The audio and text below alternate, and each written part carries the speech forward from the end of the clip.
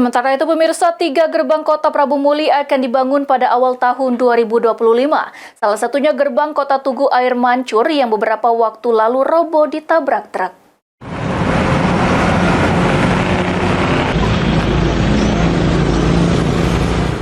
Pada awal tahun 2025 ini akan dibangun 3 gerbang kota Prabu Muli sekaligus. Pembangunan gerbang kota Prabu Muli untuk membatasi kendaraan bertonase berat agar tidak bisa masuk ke dalam kota Prabu Muli. Gerbang kota Tugu Air Mancur akan dibangun oleh pihak perusahaan yang salah satu sopirnya menabrak hingga gerbang roboh. Dan gerbang kota di Tugu Tani serta Tugu Nanas akan dibangun dengan menggunakan dana CSR Pertamina.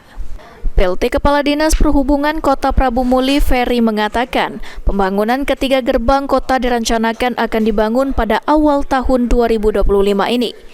Jadi untuk pihak perusahaan yang berada di dalam Kota Prabu Muli bisa membuat gudang di Jalan Lingkar Timur Kota Prabu Muli untuk bongkar muatan dan bisa masuk Kota Prabu Muli dengan menggunakan mobil engkel dan pick up. PJ Wali Kota bakal menggunakan CSR dari Pertamina, gimana itu Pak?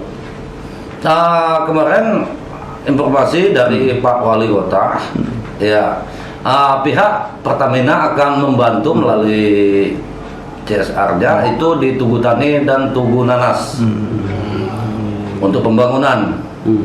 Jadi kalau memang Tugu sudah pembatas itu sudah ada, nanti ke depan kendaraan besar, truk busoh itu melintas jalan lingkar, tidak ada lagi masuk kota.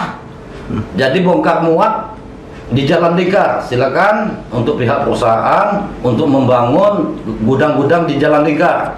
Jadi yang membawa ke dalam kota nanti mobil engkel dan pickup. Pembangunan gerbang kota pembatas kendaraan bertonnase berat ini bertujuan agar kendaraan bertonnase berat tidak masuk kota lagi. Karena selain merusak jalan, juga sangat membahayakan pengendara lain khususnya di dalam Kota Prabu Muli. Anggi Perkasa, PAL TV.